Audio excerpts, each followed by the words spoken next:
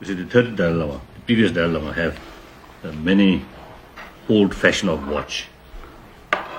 So it's since my childhood, I always found these watch. Some are too old, not working properly, and also it's partly my nature. As soon as I got something, I play toy. A few minutes I play, then try to open what is inside. So that's the way to learn something.